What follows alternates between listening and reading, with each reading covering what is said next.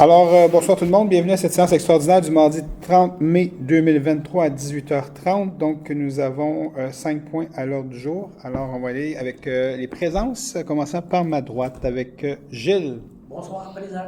Sophie Greffière. Bonsoir. Chantal. Bonsoir, présente. On va y aller à ma gauche avec Nancy, directrice générale. Bonsoir, présente. Mario.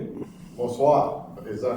Joanne. Bonsoir, présente. Sylvain. Bonsoir, présent. Et Natalia. Bonsoir. Monsieur Caméran, André et David ne pouvaient être présents ce soir. Donc, on va y aller avec le premier point. Avis de motion du règlement numéro 1822-23, modifiant le règlement numéro 1804-23 concernant l'imposition d'une contribution destinée à financer tout ou en partie des dépenses liées à l'ajout d'agrandissement ou la modification d'infrastructures ou d'équipements municipaux afin de modifier les éléments relatifs à la contribution. Qui est-ce qui donne l'avis de motion? Si j'ai un cas, je donne l'avis de motion. À 2, adoption et dépôt du projet de règlement numéro 1822-23, modifiant le règlement numéro 1804-23, concernant l'imposition d'une contribution destinée à financer tout ou en partie des dépenses liées à l'ajout, l'agrandissement ou la modification d'infrastructures ou d'équipements municipaux afin de modifier les éléments relatifs à la contribution. La Donc, proposition était de déposer, d'adopter le projet de règlement, d'abroger et de remplacer le projet de règlement numéro 1818-23 et de fixer l'Assemblée publique de consultation au 13 juin à 18h.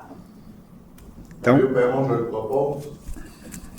merci. À 3, soumission aux travaux de marquage de chaussée. Considérant que la Ville a procédé à une demande de soumission publique pour des travaux de marquage de la chaussée, qu'une seule soumission a été reçue, considérant que l'article 573.3.3 de la loi sur les cités et villes qui permet à la municipalité, à la suite de demande de soumission, quand elle a reçu une seule soumission conforme, de s'entendre avec le soumissionnaire pour conclure le contrat à un prix moindre que celui proposé, considérant que le soumissionnaire a accepté de revoir certains prix à la baisse.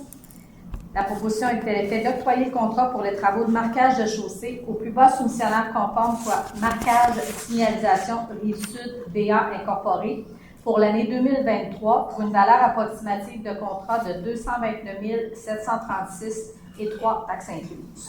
Proposé par Gilles Lapierre.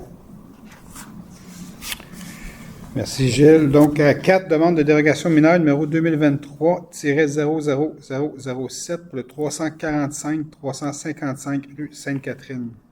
Il s'agit d'une demande qui découle d'un projet de construction commerciale composé de 2 bâtiments au 345-355 rue Sainte-Catherine.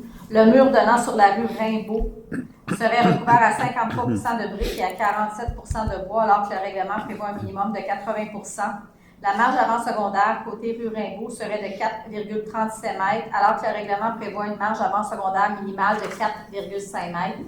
La terrasse du restaurant pour le bâtiment 2 ne serait pas entourée d'une clôture ou d'une aire paysagée, alors que le règlement prévoit que toute terrasse saisonnière doit être clairement délimitée par une clôture unanime ou une rampe d'une hauteur minimale de 1 mètre et doit être ceinturée par une bande de verdure d'une largeur minimale de 1 mètre. Le bâtiment 1 ne comporterait pas d'espace entre le bâtiment et l'aire de stationnement pour le côté latéral droit et le bâtiment 2 pour le côté latéral gauche, alors que le règlement prévoit une distance minimale de 1,5 m.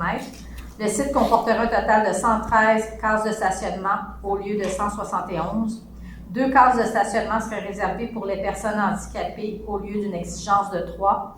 Les largeurs des allées d'accès ne seraient pas équivalentes aux largeurs des entrées charretières sur un parcours de 3 mètres.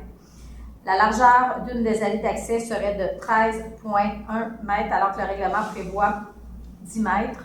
Les largeurs des entrées charretières ne seraient pas toutes équivalentes aux largeurs des allées d'accès. Une bande de verdure ne serait pas partout présente pour le bâtiment 1, alors que le règlement précise que la réalisation d'une bande de verdure est requise. Pour le bâtiment du centre commercial, une bande de verdure ne serait pas présente à certains endroits, alors que le règlement précise que la largeur minimale requise des bandes de verdure est fixée à 1 mètre. Une bande de verdure ne serait pas présente autour de la terrasse du restaurant, alors que le règlement prévoit une largeur minimale de 1 mètre. Les bandes de verdure auraient moins de 3 mètres de parcours au niveau des allées d'accès, alors que le règlement prévoit un parcours d'une longueur minimale de 3 mètres. Et enfin, la superficie du numéro civique serait de 12 mètres carrés au lieu de 0,3 mètres carrés. Il n'y a pas de personne, donc personne pour se faire entendre.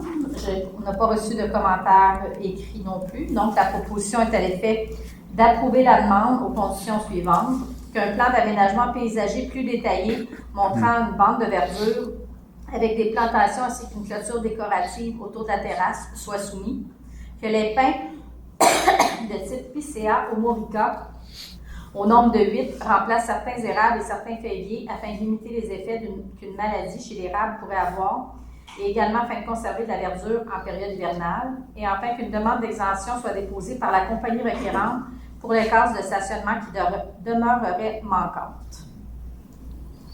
Mario Perron, je propose. Merci Mario. À 5, demande de PIA pour toujours ce même projet-là, le 345-355 rue Sainte-Catherine. Considérant le dépôt de la demande de PIA afin de faire approuver un projet de construction commerciale composé de 2 bâtiments. Considérant le rapport favorable et les commentaires particuliers du CCU à l'égard de la demande, il s'agit d'approuver la demande aux conditions suivantes. Un plan d'aménagement paysager plus détaillé montrant une bande de verdure avec des plantations ainsi qu'une clôture décorative autour de la terrasse du restaurant devra être soumis. Des pins de type Picea ou Morica au nombre de 8 remplaceront certains érables et certains feuilliers. La case numéro 84 soit transformée en une case de stationnement pour personnes handicapées. Que la demande d'exemption soit déposée pour les cases de stationnement qui demeureraient manquantes. Qu'un plan de signalisation amélioré soit déposé et qu'une lettre de garantie bancaire soit déposée. Joanne Césaré, je propose. Merci Joanne, ça va être un très beau projet. Donc, merci à l'équipe d'aménagement du territoire et au comité consultatif urbaniste de CCU pour leur excellent travail dans ce dossier-là. Ça va faire du bien parce qu'on en a besoin dans ce secteur-là. C'est à côté du pavillon du Lac des Fées. Donc, très, très content de voir ça passer ce soir. Donc, il n'y a pas de questions, je pense. Non, aucune question n'a été reçue. Et pas de questions dans la salle non plus. Alors, ça termine la séance extraordinaire. Merci beaucoup de votre présence ce soir. Bonne soirée. Bye bye tout le monde. Bye. Soirée.